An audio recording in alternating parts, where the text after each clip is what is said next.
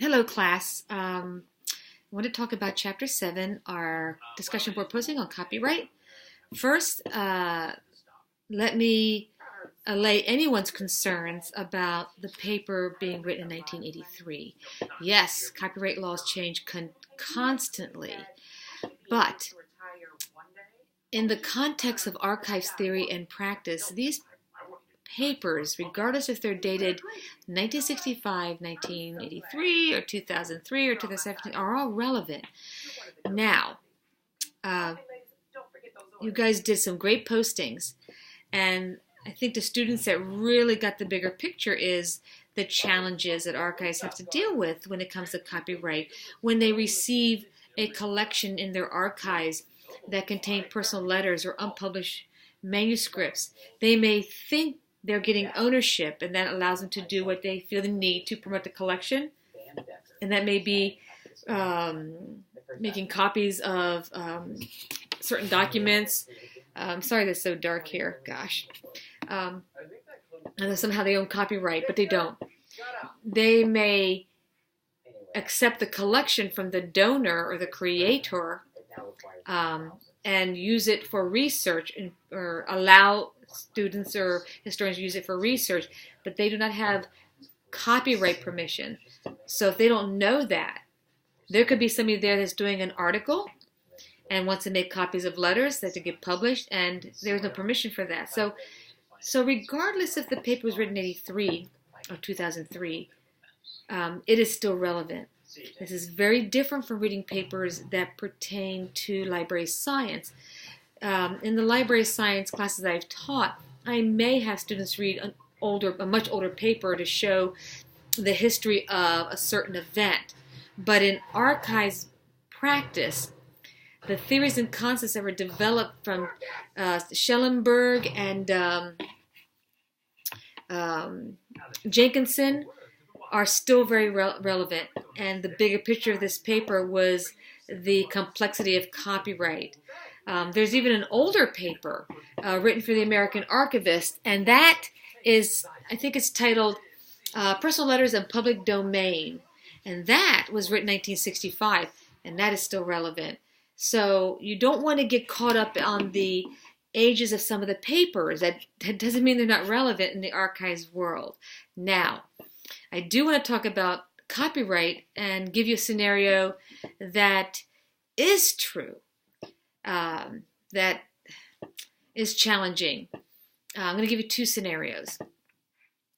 When I was at the Warren Memorial Library in Westbrook, Maine, we accepted the entire manuscript collection of Rick Hotela, who at that time in 2003 was still living. He is a Maine author, and he donated all his personal letters and manuscripts, unpublished, published, everything. And so when I accepted this collection, I asked him, you know, we want to use your collection to promote creative writing, set up some workshops for teen kids, maybe even set up a scholarship for those students who want to go to college in creative writing. I said, however, who is going to own the copyright to materials? And I already knew the answer. And he said, well, you know, I own the copyright to all these. So even the books that he has published, he took back copyright. So he owned copyright. That means that if I wanted to make copies of excerpts of his unpublished books, I was not allowed to do so. I could ask permission to maybe make a copy of a paragraph to use in a workshop, but I had no copy. The library had no copyright on these papers, but that didn't take away from what we could do with them. Because many of his unpublished works, he was going to eventually publish, and that's his right to do so. So that was documented on a deed of gift. But I also added in the deed of gift that if the library was unable to process his collections within a certain time period, as we had promised, that he had the right to ask for those collections back. That's a very unusual statement to make in a deed of gift, but I have been in situations where I have seen collections sit in storage for decades and not serving any purpose, because the amount of time it takes to process collection takes a while. If you have 500 collections, certain things get they get forgotten, or they're put later on to process later, and that's never the intent of the donor. So what happened was, I left the position of that as director, and then a couple years went by, and there was a new board, and they weren't interested in the archives, and they weren't going to process anything. And so I approached the owner. I said, "This is what's going on. There's been a change in the vision, and these collections will not be processed." I said, "Would you like me to approach the board?" I wasn't working there, but I represented the family in the context of that collection. And I did approach the board, and I asked them that to deaccession that collection, and they did. And now this collection is going to the Maine State Library. So there's an example of right up front asking right away if we had copyright, or what copyright we had, and how we dealt with that. And we had use of it for research and do workshops, but no authority to make copies of any of his unpublished materials or letters, unless we had. And for letters, if we had explicit permission, depending on what that letter was, he would allow us.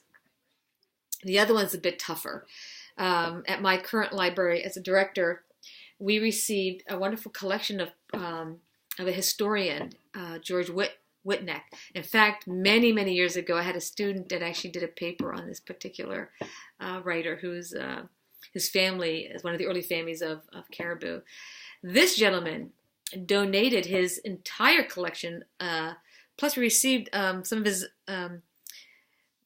published books. He wrote about, oh my goodness, 15 novels on his typewriter, but never published them through a publisher and then like mass produced and maybe made, a run of 25 books or 1,000 books. One book.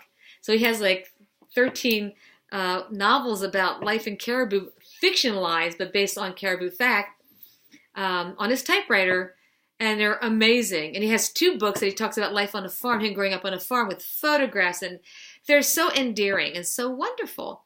And so he gave us these collections and said, if this will help people in Caribou learn about the history, he's really happy. His wife, he passed on, I think, in 1966. He has no children. I think he has a stepdaughter. His wife was aware of the collection. She passed on. I think he has one daughter left. Although there's an article about accepting the collection, a letter talking about accepting the collection, there is nothing in the archives as a deed of gift. There's nothing that even asked who has copyright. So here's this amazing collection that I really wanted to digitize and publish a small run as a numbered run. We keep the original in the archives. We keep a published copy, like 1 of 10 in the archives, and then sell the others and raise money for the archives. Can't do it. There's no way, because he still has living relatives and they have ownership. If there was no one left alive in his family, that still would be a problem. I mean, I have to go find copyright law, because he died in his 60s, I believe, and he has protection for 75 years. So you do the math, okay? So that's I've been hunting for something that where George Whitneck says, please use these books as you see fit. You can do whatever you want. Nothing. So we have no copyright, and we can't do what we really want to do to get people to enjoy those books. But people can look at them and do research, but they can't copy them and say somebody's doing a paper on Whitneck in Caribou and they want to publish it in, say, a local history magazine. They would have to go to the remaining person alive, and that would be the daughter, to get permission for that. So those are real challenges. I even have a letter of the 2 directors before me put on the library listserv about who owns copyright to photographs and published materials. And I think she was talking about a couple of different things, but part of it was also, I think, Whitneck. And that attorney came back. He's a librarian attorney, and he says, without explicit permission, you don't have copyright. And so this is a collection we have, and people can use it for research, but we are very careful with what people do with that. So copyright is very important, and the scenarios in the 1983 paper are still relevant. It's relevant then, it's relevant now. So anyways, I wanted to share that with you, that that is something that that we worry about all the time. Librarian is not going to worry very much about copyright other than, oh, could you make a copy of this book for me? No, I can't make a copy of this book for you. You're breaking copyright law. But libraries also have like they print out little sticky that they put on the copy saying, the certain title in copyright law that, people have, there's fair use, but, you can't just copyright something and then try to publish it. So we used to have that at the library. Every copy machine had that. Like, they're responsible for following copyright law. We were exonerated. So in library world, it's pretty cut and dry. In archival world, no, it's not. It's an everyday concern. An everyday concern about copyright. Who owns that collection? Oh, you give it to us? Oh, you own that now. Well, do we have copyright? Oh, well, no, I don't want you to publish my grandmother's letter. There's a difference between ownership and owning copyright.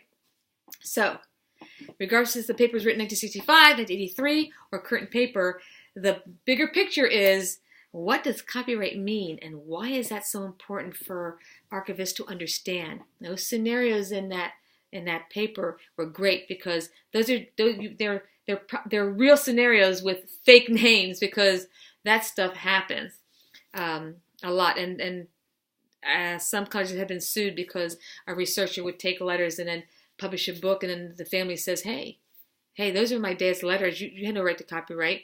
And then they go back to the college, and the college is like, well, who's responsible? The researcher? Did you tell the researcher you didn't have copyright? Maybe they didn't. See, it's very touchy. So we always ask the question when we get a collection. Thank you very much. We'll use it in research. Will we have copyright to these so that we can publish some of the, letters when we, write articles about the archives or the particular collection? And that is how important copyright is in the archival world.